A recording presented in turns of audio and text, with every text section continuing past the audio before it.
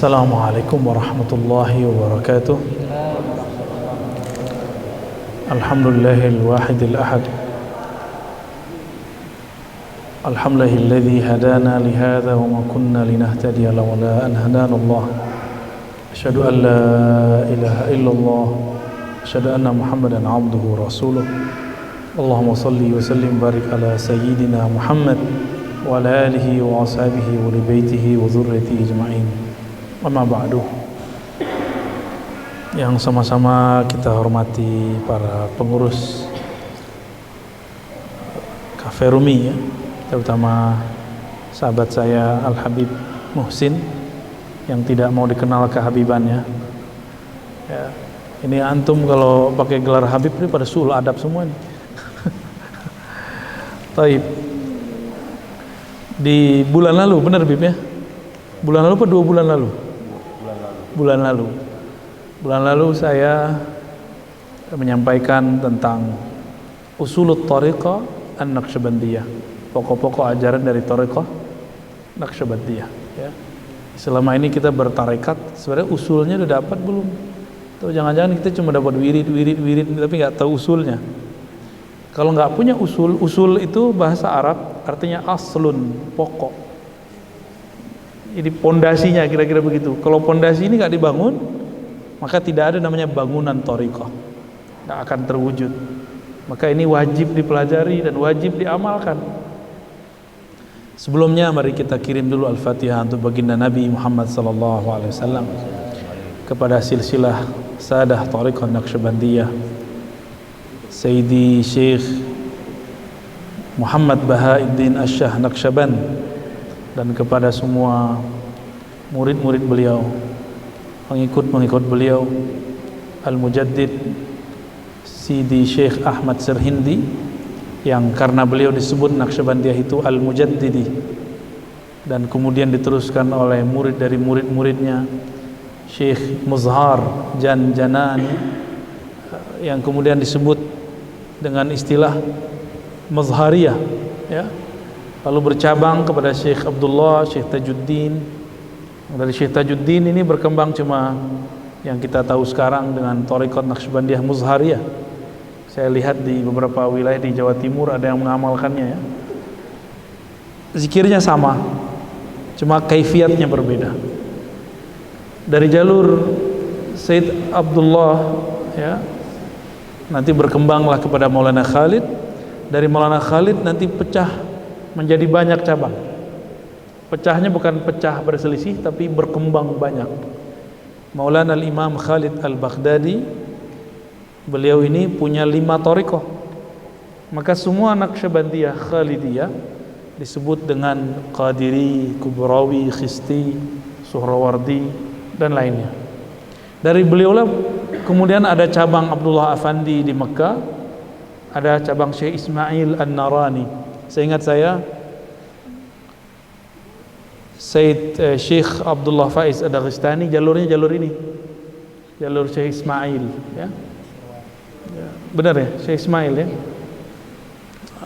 Berarti Naqsyabandiyah Haqqani itu juga Khalidi ya, tapi kemudian sudah ada revisi tambahan-tambahan ya. Dan itu pas kita cek intinya masih sama. Bedanya kalau yang jalur Makkah tadi itu tidak ada darwis dengan tari wirling, itu nggak ada, bahkan dilarang keras. Jadi jalur Naqsyabandi Mekah itu yang turun ke Sumatera, kebanyakan di Sumatera itu Khalidiyah. Makanya kalau terjadi sedikit konflik antara Naqsyabandiyah Haqqani dengan Khalidiyah di Sumatera, mohon dimaklumi. Nggak hanya di Sumatera, di Libanon itu dianggap sesat. Ada namanya Syekh Abdullah Harari, dia mengatakan Naqsyabandiyah Haqqani itu sesat. Fatwa itu dibawa ke Malaysia oleh teman-teman di Malaysia, dijadikan standar fatwa. Akhirnya sekarang di Malaysia sahabat-sahabat kita menggunakan fatwa itu ya. Ya semoga nanti itu direvisi ya. Kenapa? Karena semua Naqsyabandi Sunni. Jadi salah satu asas thariqah Naqsyabandi ayya'taqida aqidat ahli sunnah wal jamaah, ya, berkeyakinan akidah Ahlussunnah wal. Yang kedua, asas Naqsyabandi mesti bermazhab. Coba antum lihat, Syekh Abdullah Faiz bermazhab enggak? Mazhabnya apa? Syafi'i mazhabnya. Turun ke Syekh Nazim jadi apa? Beliau Hanafi. Berarti orang thariqat tuh enggak ada paksaan bermazhab. Beda sama kelompok sebelah, ya. Dipaksa-paksa kita anti mazhab. Ini udah thariqatnya sama, ternyata mazhab fikihnya beda, dan itu enggak ada masalah. Nyampe ke Indonesia, antum gak usah berubah jadi mazhab Hanafi, walaupun namanya Said Hanafi, ya, nama ruhnya, nama ruh antum Said Hanafi, ya. Gak usah berubah jadi akidah mazhab Hanafi. Nah, itu biasa, nggak menjadi aneh, ya. Sebelumnya mari kita baca surah Al-Fatihah tadi, ya. Kita kirimkan untuk siapa?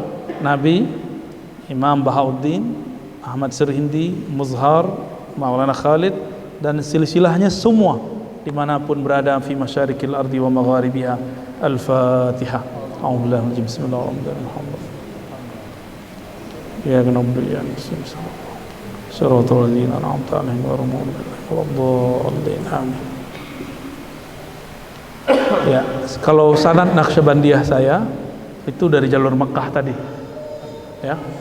Jadi saya ngambil dari beberapa syekh, nanti nyatu di Syekh Maulana Tahir dan Syekh Ibrahim Kumpulan, nanti ke atasnya nyambung ke Mekah langsung. Dari Mekah itu ada Syekh Sulaiman Al-Qarimi dan Syekh Ismail Al-Minangkabawi Al-Makki, nanti nyambung ke Syekh Abdullah Afandi, Maulana Khalid. Itu dari situ ketemunya kita, ya. Jadi antum dengan ulama-ulama Naqsyabandiyah, salik-salik Naqsyabandiyah dimanapun itu bersaudara, ya. Kita tidak boleh merasa lebih tinggi dari mereka, tidak boleh menghina mereka, dan kita saling jaga adab dengan mereka. Kalau mereka salah faham sama kita jangan balik salah faham sama mereka, ya.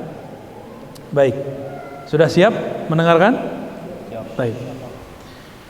Sebelumnya saya menyebutkan bahwa usulut thariqah Naqsyabandiyah yang pertama adalah, masih ingat, az-zikrul khafi, zikir yang khafi, zikir yang lembut.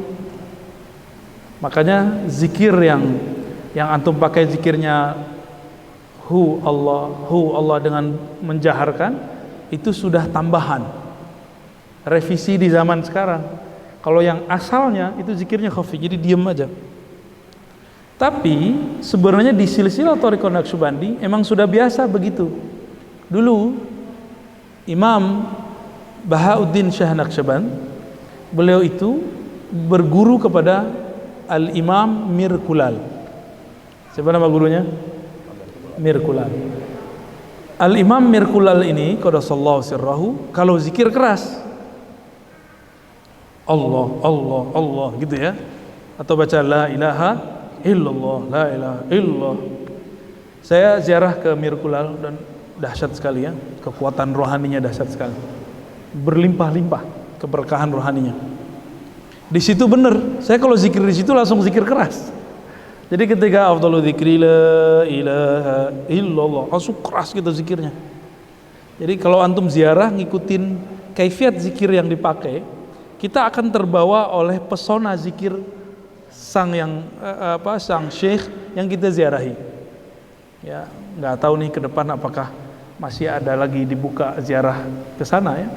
Alhamdulillah saya pernah ziarah ke sana dengan sahabat antum juga. Taib.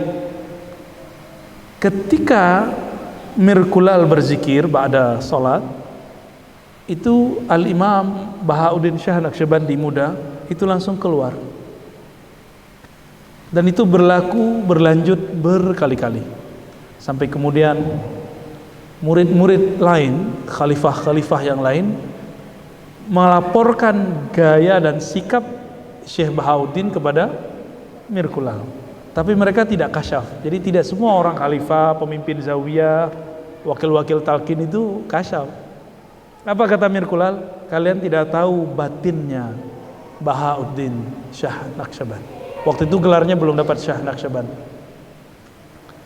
Terus maksudnya apa? Didiemin sama Mirkulal, dibiarin aja. Besok-besok baru dijelasin. Bahauddin itu dia fana dalam zikir khafi. asyik masuk dalam zikir yang hening.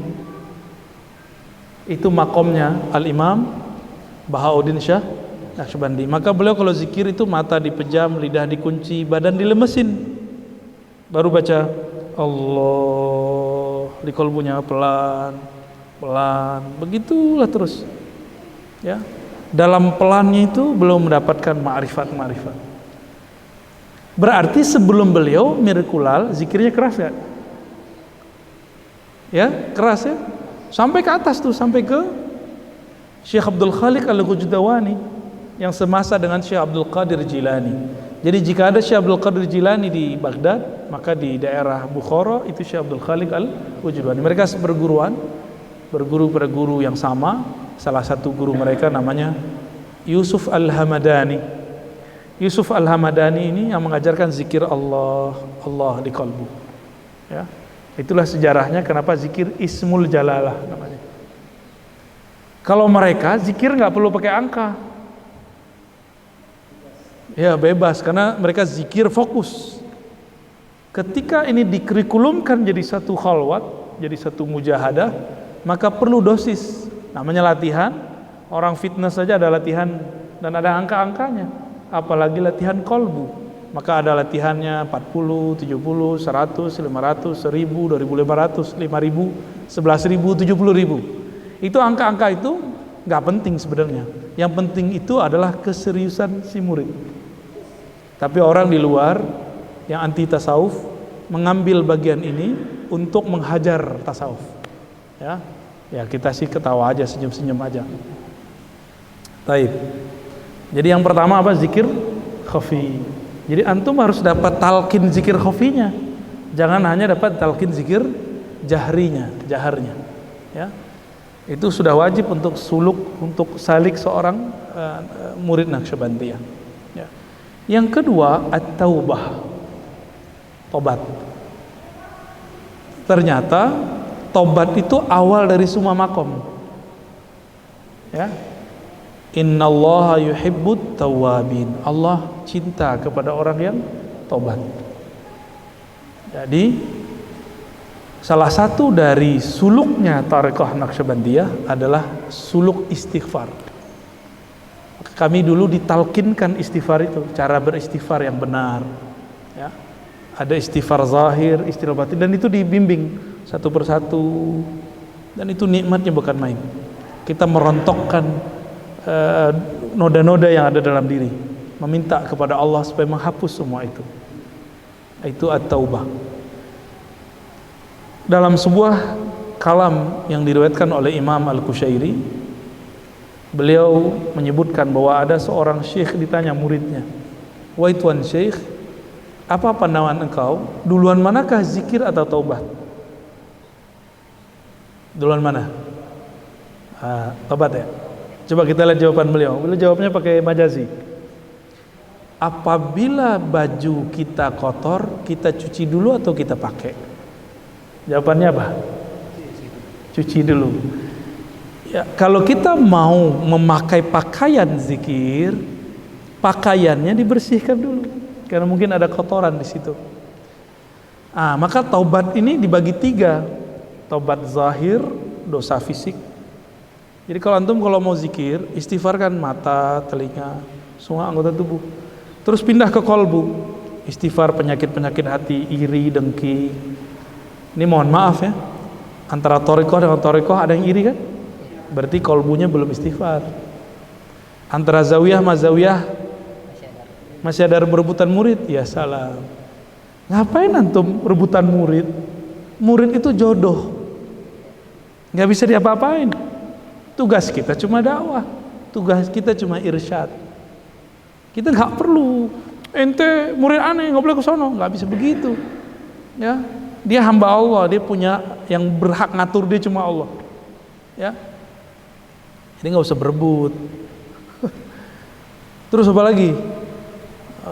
Cemburu-cemburu nggak usah, ya, nggak usah cemburu-cemburu. Itu hak Allah semua. Taib. Jadi apa yang kedua? Taubat qalbiyah.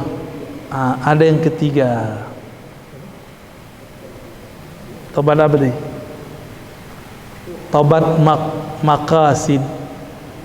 Taubat maksud. Makanya setiap zikir dibaca ilahi anta maksudi. Barangkali ada niat bertorikot supaya sakti, bertorikot supaya nyampe ke makom mana gitu. Ya, emang kalau nggak dapat makom nggak mau bertorikot. Emang kalau nggak kasyaf nggak mau zikir. Emang kalau nggak dikasih kesempatan memimpin zawiyah nggak mau lagi zikir sama kita, nggak mau lagi khatam khojakan sama kita, ya nggak mau lagi sholawat sama kita, ya berarti masih ada udang di balik tasbih. Bisa jadi kan begitu. Maka teman-teman ikhwah thariqah apa saja, mulai setiap zikir baca ilahi anta maksudi, ya Allah tolong luruskan niatku dari selainmu hanya kepadamu.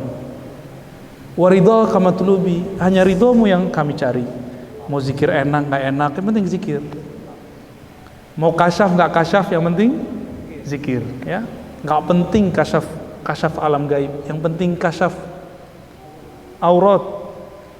Kita punya aib kita Allah bukakan terhadap diri kita sendiri, lalu kita melihat aib itu adalah kasyaf yang sangat tinggi. Karena saya sudah banyak sekali melihat dari dulu, dari kecil saya berthariqah, inilah yang membuat gugur seorang calon wali jadi wali Allah. Apa itu? Godaan kashful ghuyub, kashful ghaib. Kasyaf melihat yang gaib-gaib. Emang asik ngelihat yang gaib-gaib itu. Ntar ngelihat ada cahaya, tuh wah asik banget itu. Ngelihat ada tulisan di jidat, ada nur keluar dari dada, asik itu. Dari kecil calon-calon wali-wali ini gagal jadi wali karena persoalan ini. Dari dulu, ya, ini bukan persoalan baru. Apalagi antum sudah mulai memakai zikir untuk baca-baca orang. Waduh, ya Allah, ya. Di Quran itu wa fi anfusikum afala tubsirun, surat Zariyat. Di dalam dirimu apakah engkau tidak memandang? Jangan pandang orang, pandang dirimu.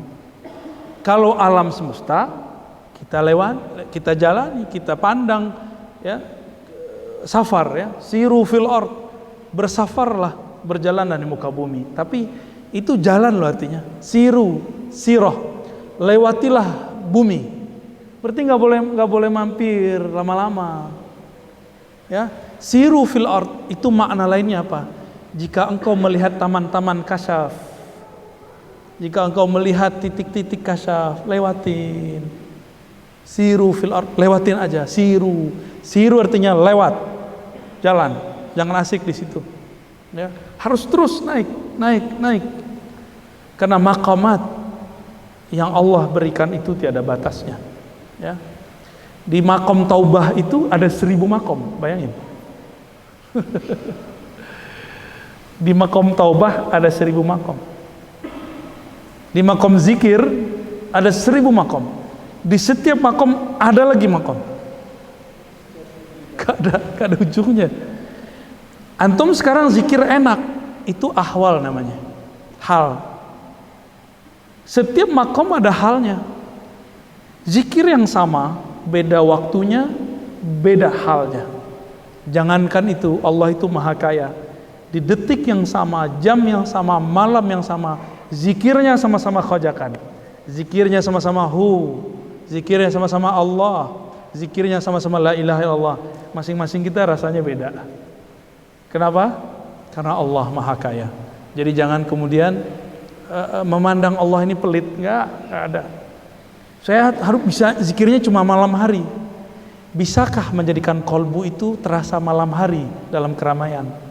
Terasa malam hari di siang hari, terasa sendiri tapi kita sedang beramai.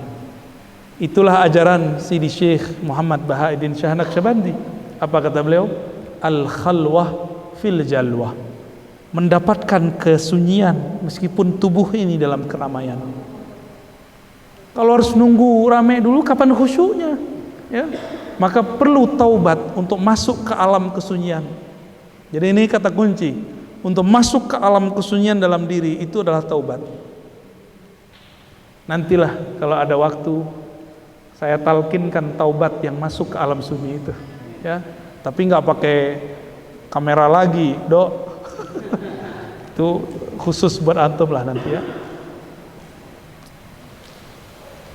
Lalu yang ketiga, usulut thariqah. Usulut thariq, pokok ajaran dari thariqah Naqsyabandiyah adalah al-muraqabah. Apa arti muraqabah? Muraqabah itu mengintai hati kepada Allah. Allah yang dipandang fisik kita atau kalbu kita. Ada sebuah hadis riwayat Imam Bukhari, Muslim ya, Muslim. Innallaha la yanzuru ila ajsamikum wala ila suwarikum. Allah tidak pandang ke jisimmu, fisikmu. Tidak pula kepada rupamu, penampilanmu. Tapi yang Allah pandang yanzuru ila qulubikum. Allah pandang kalbu. Bagaimana cara menghadirkan rasa dipandang oleh Allah? Ya masukkan dulu namanya supaya Allah memperhatikan kita. Jadi supaya muraqabah ini muncul, suntikkan namanya banyak-banyak. Kalau sudah banyak tuh nama Allah masuk ke dalam kalbu, Allah akan tambah banyak melirik ke situ. Sebenarnya setiap saat Allah melirik, cuma ada dua lirikan, nazratul rahmah, pandangan sayang, ada nazratul ghadab, nazratul i'rad. Allah memandang tapi memalingkan, Allah memandang tapi tidak ridha. Ghadab itu. Pilih mana? Coba ini, ibu-ibu, akhwat ini, mbak-mbak ini, kalau melihat di hati pasangannya ada perempuan selain istri, memandang di suaminya ada nama selain dirinya, ridho nggak? Cemburu nggak? Cemburu. Nggak terima lah, kecuali sudah sepakat menerima poligami. Ya, tetap aja coba tanya semua orang bilang, ya kamu kawin lagi. Tetap aja dia cemburu. Pasti cemburu. Sayyidah Aisyah, orang yang paling kuat menahan cemburu, itu paling pencemburu. Yang namanya Aisyah tuh cemburunya bude itu. Karena Sayyidah Aisyah itu perempuan prototipe pencemburu. Ya. Ya, cemburu berarti Nabi itu masih mengalami pengalaman manusia biasa dalam menikah. Yang tahu itu cuma yang poligami, kita nggak tahu, Dok. Kita kan masih muwahhidun, Dok. Ya. Baik. Apabila makhluk saja yang sayang sama kita, yang bersama hidup sama kita, nggak rela melihat di kalbu kita ada selain nama dia, apalagi Sang Khalik, apalagi yang setiap hari ngirim rezeki buat kita, dia nggak rela di kalbu ini ada nama selain namanya. Maka harapan saya mulai, kan dari ditalkin kan guru, diambil bayatnya sama guru, baca nama itu, mulai dizikirkan, satu nama juga nggak usah banyak-banyak. Allah, nah, itu dibaca sehari mulai dari 1000. 1000 kebanyakan. 1000 kok banyak. Antum buka handphone sehari bisa dihitung 5 jam loh. Ya. Terus nyebut nama Allah cuma 1000. Coba Allah 1 detik, 1000 berapa detik? Ya, 1000 detik, berapa menit tuh? Hah? 1000 bagi 60? Iya. Berapa tuh kurangin nolnya? Tuh, katanya 15 menit. Itu kelamaan bagi saya itu. Kelamaan, Pak. Ya. Ya, anggaplah 15 sampai 20 menit. Cuma karena gak kenal dengan yang punya nama, belum jatuh cinta kepada yang punya nama, baru 1 putaran nih, aneh putar nih, mau zikir 1000. Pas baru nyampe 100, baru 100. Kapan 1000-nya? Maka kalau punya tasbih, tasbih yang 500 atau yang 1000, yang 500 yang saya rekomendasikan. Jadi udah selesai 1 putaran, 1 lagi, enak. Itu enak. Berat 1000, ya udah dipecah 5. Setiap ba'da sholat 2 kali putaran tasbih. Emang nggak bisa? Sibuk amat sih hidup. Ya. Emang sibuk apa sih kerjaannya? Sibuk amat kerja ya? Adakah orang yang sesibuk itu? Yang ada kita sok sibuk, ya. Kecuali antum sudah muntahi, udah wusul, satu nafas sama kayak 70.000. Kualitasnya, bacanya satu nafas, kualitasnya sama kayak 70.000. Kenapa? Orang yang sudah wusul, sudah sampai ke hadirat Allah, dia sudah selalu bersama Allah.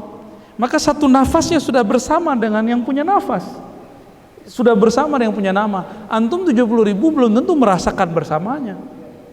Itu pahamnya, ya. Ada orang di luar nyebut-nyebut, ada orang yang di dalam sekamar sama orang yang disebut. Lebih hebatan mana?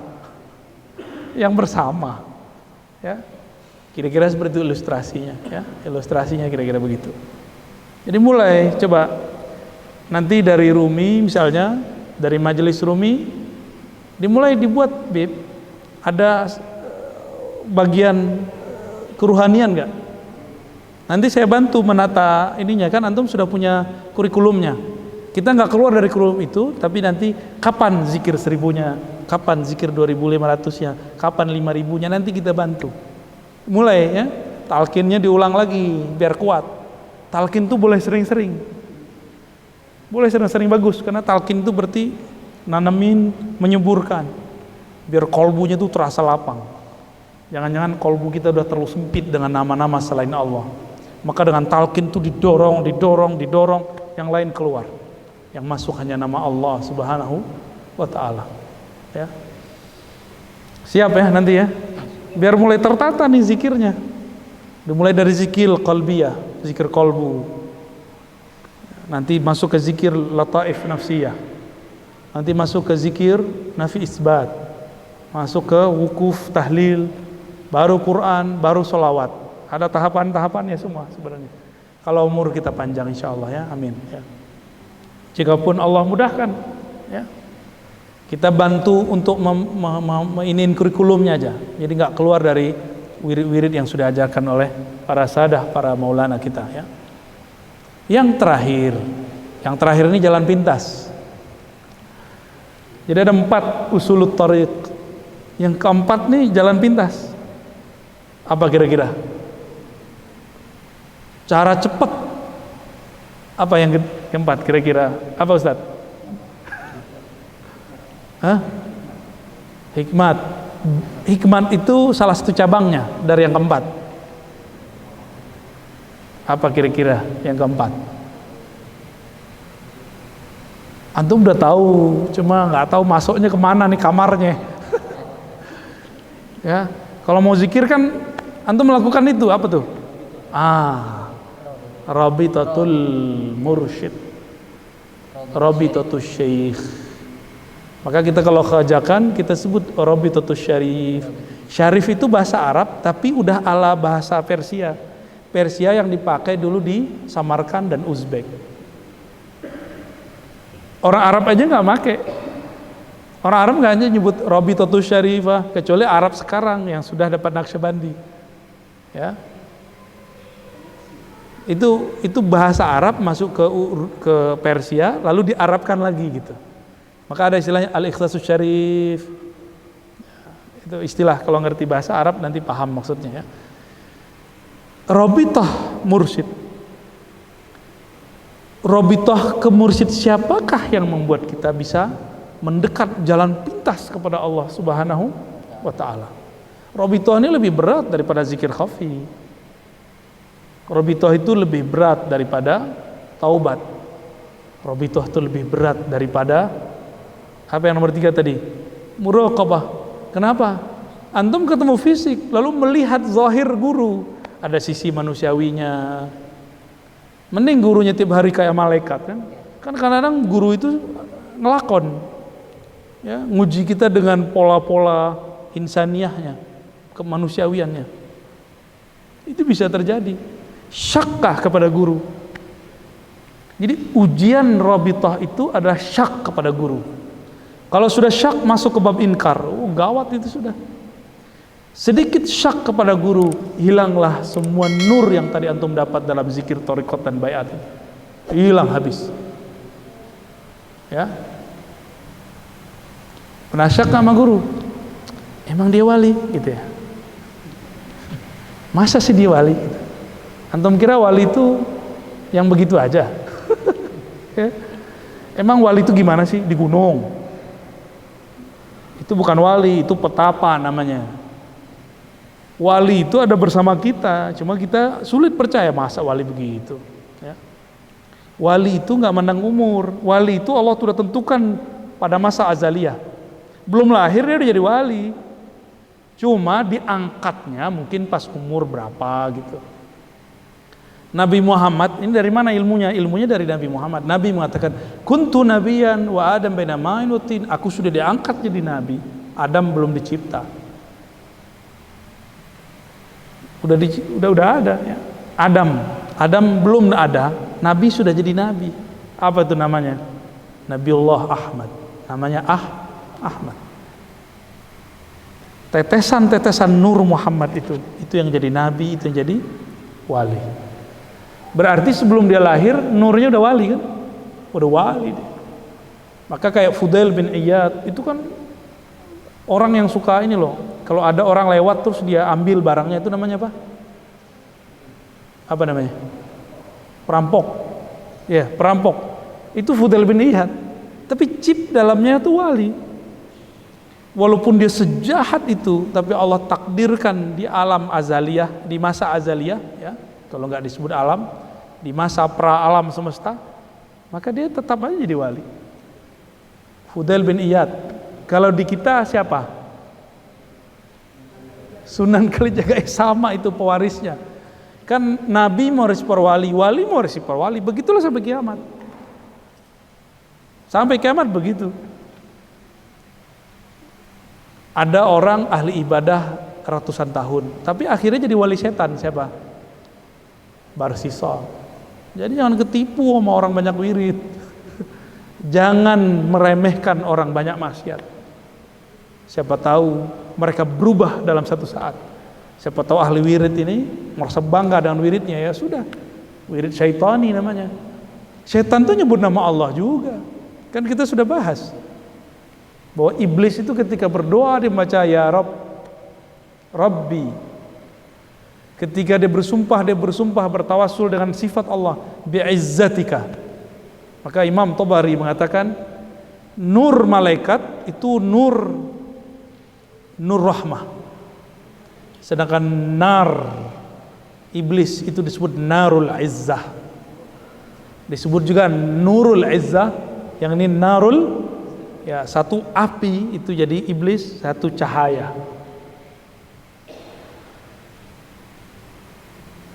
Lalu bagaimana caranya Rabitatus Syekh? Jangan dipandang guru itu binnya bin siapa, yang dipandang dia muridnya siapa. Itu satu. Kalau muridnya siapa, berarti nyambung nggak sanadnya kepada Rasulullah Sallallahu Alaihi Wasallam. Maka kalau memandang Syekh Mursyid, yang kita pandang dia adalah naibnya Rasulullah Sallallahu Alaihi Wasallam. Dia adalah wakilnya Nabi Muhammad dalam mengajarkan zikir. Itu yang disebut Rabitatus Syarifah, Rabitatul Mursyid. Kalau antum merasa dilihat terus sama Nabi dengan cara teringat pandangan guru, berani nggak su'ul adab? Berani nggak maksiat? Nggak berani. Kita kayak diperhatiin terus. Contohnya gini, waktu dulu jatuh cinta di kelas, kita senang sama orang yang di sana, yang di ujung kelas. Kalau jalan kayak diperhatiin, berani nggak berbuat sesuatu yang bikin jatuh cara pandangnya kita? Nggak berani. Itu baru pandang makhluk. Gimana mau dipandang Khalik? Makanya Allah itu dalam riwayat Israiliyat yang berasal dari Sayyidina Isa, Allah mengatakan kepada hamba saat hamba masuk dalam kubur. Apa kata Allah? Wahai hambaku, taharta manzaran nas ilaik. Engkau membersihkan tempat objek makhluk memandangmu, yaitu fisik. Ini tiap hari ini bersihin muka kan? bersihin badan, nyitra baju, bajunya dipakai yang disetrika, kalau nggak mau. Antum disetrika nggak Tad? Enggak, becek di dalam tas. Perlu dibedak. Dok, ente pakai bedak nggak, Dok? Nah, Pakai. Dulu pakai ya. Kalau yang mbak-mbak biasa, kalau pakai bedak kita maklum. Apa? Skincare. Ada Zea ya? Zea. Ente pakai bedak nggak Zea? Oh, enggak ya? Oh, dia udah putih, dia nggak perlu pakai bedak. Kita biar kelihatan menarik, kita punya jerawat nih, kita tutupin pakai bedak, benar nggak? Apa kata Allah? Engkau bersihkan fisikmu yang dipandang oleh makhluk, tapi engkau lupa membersihkan kolbumu yang mana aku memandang ke dalamnya. Menjerit itu ruh. Menjerit ruh kalau ditanyain begitu. Mumpung itu belum terjadi, sekarang sering-sering bersihin kolbu dengan zikrullah, dengan taubat kepada Allah. Lalu yang paling gampang apa? Ujian ketika robitoh, menghilangkan syak. Nah, robitoh kepada guru yang paling gampang khidmat. Khidmat kepada fisiknya, paling berat itu. Berat sekali. Antum menyaksikan sisi manusiawinya. Kuat gak? Bahwa guru kita ini manusia biasa, tapi batinnya yang luar biasa. Bisa gak nerima dia biasa? Kalau gak siap, istikharah lagi, berhenti suhbat, berhenti khidmah. Suhbatnya jangan berhenti, khidmatnya ya. Khidmahnya berhenti dulu. Kita khidmah dengan cara yang lain. Apa modal dari khidmat? Modalnya tasdik, membenarkan guru. Karena kita yang kita pandang dia pewaris Rasulullah Sallallahu Alaihi Wasallam. Ya, nah, bisa nggak begitu? Kalau bisa begitu, baru benar robitohnya, ya. Baru benar robitohnya. Ya. Tapi ada cara yang lain. Robitoh itu kan intinya dari siapa? Guru, dari gurunya terus sampai ke Nabi. Berarti inti robitoh ke siapa? Ke Rasulullah Sallallahu Alaihi Wasallam. Cuma sayangnya kalau belum pernah mimpi ketemu Nabi, belum pernah dikasih kasyaf, muraqabah, ru'yatun Nabi atau muraqabatun Nabi. Ada satu hal yang nggak ditulis di kitab, yaitu muraqabatun Nabi. Nggak ada di kitab, Pak. Muraqabah, merasa dipandang atau memandang Nabi. Itu ada, ya. Inilah yang disebut oleh Nabi Shallallahu Alaihi Wasallam, ya. Memandang Nabi, ingat siapa? Allah. Nabi ditanya, ini dalil robitoh, hadisnya sahih.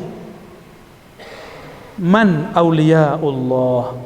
Siapakah wali Allah, wahai Rasulullah? Siapakah kasih Allah? Ya? Apa jawaban Nabi? Man idza ra'aitahu, man idza ru'u dzukirullah. Orang yang jika mereka dipandang, dilihat, diingat, divisualkan, membuat ingatanmu, pandanganmu tembus mengingat Allah Subhanahu wa taala. Nah, itu dalil robitoh. Jadi kenapa perlu robitoh? Karena itulah cara cepat untuk mengingat Allah Subhanahu wa taala. Jadi tidak benar tuduhan orang di luar bahwa para salikin, orang-orang tarekat khususnya Naqsyabandiyah mengingat guru dalam zikir. Enggak. Mereka sebelum zikir ingat guru, benar. Karena zikirnya dari guru. Jadi cara paling gampang biar zikirnya lancar, ingatlah guru. Masalahnya guru antum kan jauh, ya. Tapi ruhnya kan dekat sebenarnya. Jadi teman-teman dimakan Allah, ini 4. Coba dihafalkan. 1, zikir khafi. 2, taubah. Taubat zahir dan batin. Yang ketiga apa taubatnya? Taubat maqasidi, taubat maksud. Yang ketiga, muraqabah. Yang keempat, rabitatul syekh, rabitatul mursyid, rabitah kepada guru mursyid, ya. Dan ini jadi usulut thariq. Siapa yang tidak mempunyai 4 ini, ibarat rumah gampang roboh karena pondasinya nggak ada. Ya, kenapa orang linglung bertorikot? Kenapa gampang ganti torikot? Kenapa kemudian gampang meninggalkan amal torikot? Karena 4 ini tidak ada. Tapi 4 itu fokusnya di nomor 4. Robitatus Syekh. Itu yang paling inti. Ya. Semoga bermanfaat. Ya, mohon izin saya nggak bisa ikut zikir karena saya dari siang tadi. Antum belum nyampe sini, aneh udah nyampe sini.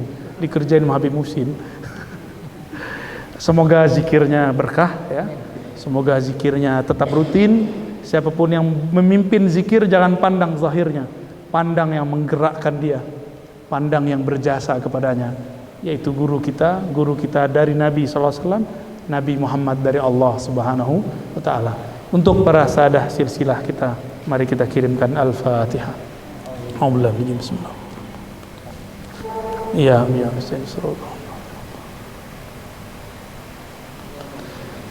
ya, tidak usah musafah, langsung zikir. Saya langsung izin pamit ya. Assalamualaikum warahmatullahi wabarakatuh.